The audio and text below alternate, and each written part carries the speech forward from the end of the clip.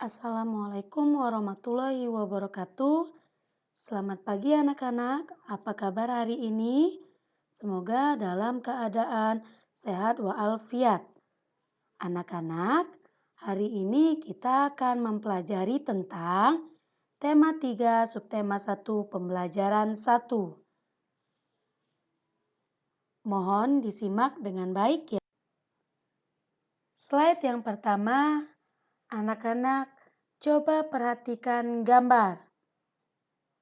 Ya, di gambar ini terdapat buah dan sayuran. Apakah anak-anak selalu makan makanan sehat seperti yang terdapat pada gambar ini? Ya, jika iya, sebutkan contoh-contoh makanan yang menurut anak-anak sehat. Ada buah, sayur, daging, tahu, tempe, dan banyak lainnya, Bunda. Oke, pintar anak-anak. Sekarang, menurut anak-anak, apakah kriteria dari makanan yang sehat? Oke, pintar. Kriteria makanan yang sehat seperti yang anak jelaskan, yaitu harus ada karbohidrat, vitamin, serat, protein, dan lain-lainnya.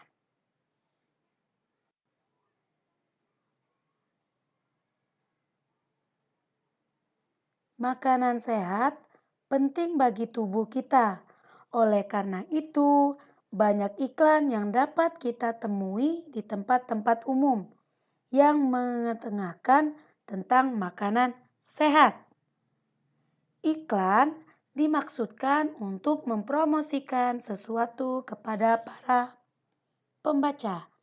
Biasanya dipasang di tempat umum.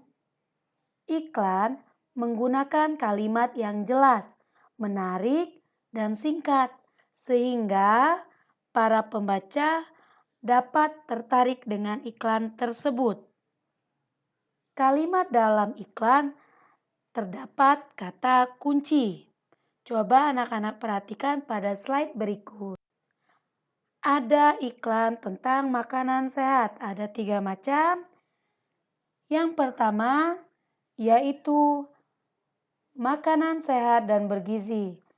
Terdapat gambar apa aja pada gambar pertama? Yaitu ada buah stroberi, kiwi, tomat, Bunda. Oke, pinter. Kemudian pada gambar yang kedua, ada gambar apa? Ada gambar seorang anak perempuan yang sedang memakan buah semangka. Isi iklannya yaitu makanan sehat dan bergizi penting untuk pertumbuhan otak anak Anda. Pada gambar yang ketiga, terdapat gambar yang isinya yaitu ada buah-buahan dan sayur mayur. Kalimatnya adalah cintai jantung Anda, konsumsi sayur dan buah segar. Manfaat prima dengan rasa yang dahsyat. Baiklah, setelah anak-anak perhatikan dan mengamati, dari ketiga iklan ini terdapat kata kunci. Kata kunci yang ada pada 3 gambar ini rata-rata ya, yaitu kata kuncinya adalah makanan sehat dan bergizi.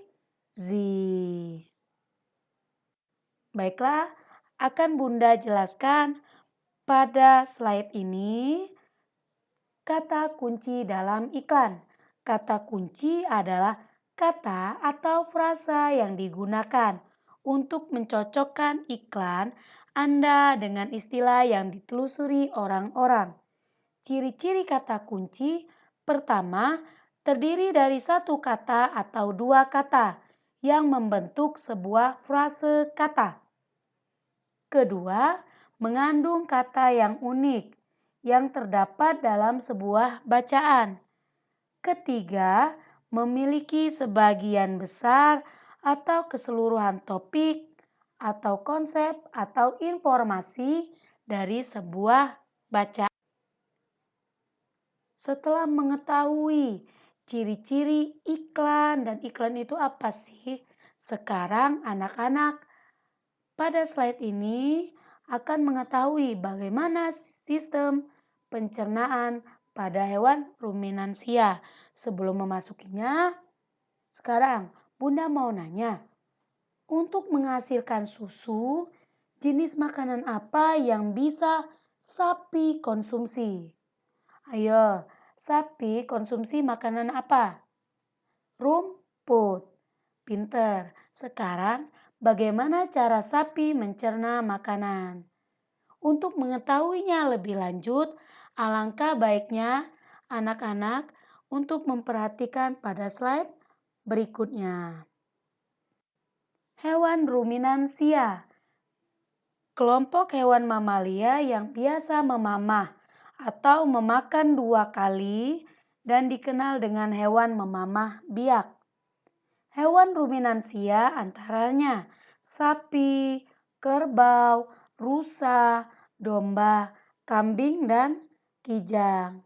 Sistem pencernaan hewan ruminansia lebih kompleks dibandingkan pencernaan hewan lain. Pada hewan ruminansia terdapat 4 bagian lambung dengan fungsi yang spesifik dan dibantu oleh beberapa mikrob, bakteri, dan protozoa. Mikrob tersebut dapat membantu mencerna rumput. Sekarang anak-anak memperhatikan atau mengamati gambar sistem pencernaan pada sapi. Sistem pencernaan pada sapi yang pertama mulut. Di dalam mulut sapi ada organ-organ pencernaan, misalnya gigi, lidah, dan saliva. Gigi sapi tersusun dari gigi seri yang berguna untuk memotong makanan dan gigi geraham untuk mengunyah makanan. Lidah sapi berguna untuk merenggut rumput atau makanan dan mendorong makanan yang sudah dikunyah menuju lambung. Saliva merupakan cairan atau enzim khusus yang dihasilkan oleh kelenjar khusus pada sapi yang kemudian disalurkan ke dalam rongga mulut. Saliva berperan dalam proses pencernaan kimiawi. Sekarang perhatikan dengan baik ya.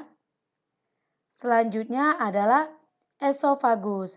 Esofagus adalah tabung berotot pada hewan vertebrata atau hewan yang bertulang belakang yang dilalui sewaktu makanan mengalir dari bagian mulut ke dalam lambung. Selanjutnya, rumen. Rumen atau perut besar, tempat terjadinya pencernaan dengan bantuan mikroba atau bakteri. Di sini makanan dicerna hingga menjadi bubur dengan gerakan mengaduk yang dilakukan oleh dinding rumen. Pada saat sapi beristirahat, makanan kembali ke mulut dan dikunyah kembali. Setelah dikunyah untuk yang kedua kalinya, makanan masuk ke retikulum. Retikulum atau perut jala. Makanan kembali mengalami proses fermentasi dengan bantuan bakteri anaerob dan protozoa. Di dalam bagian perut ini terjadi proses absorpsi atau penyerapan dan penyaringan benda-benda asing yang masuk bersama makanan sehingga tidak masuk ke omasum.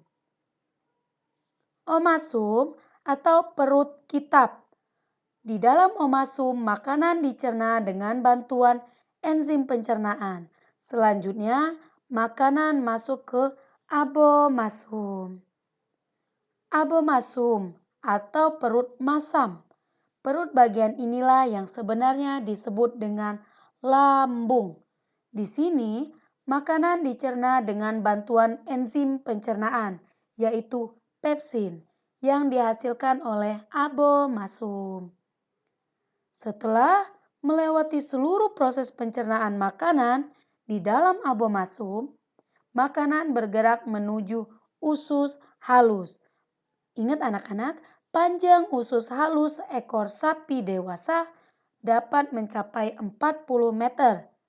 Di dalam usus halus terjadi proses absorpsi dan fermentasi. Selanjutnya, sisa-sisa makanan akan dikeluarkan melalui anus. Baiklah, sekian penjelasan dari Bunda pada pembelajaran tema 3, subtema 1, pembelajaran 1. Sekarang anak-anak tugasnya adalah mengerjakan pada halaman 9. Kerjakan tetap di buku cetak tema 3. Bunda harap anak-anak dapat menerima materi ini dengan baik dan mudah dimengerti. Jika ada salah kata, Bunda mohon maaf, kepada Allah Bunda mohon ampun. Bunda akhiri, wassalamualaikum warahmatullahi wabarakatuh.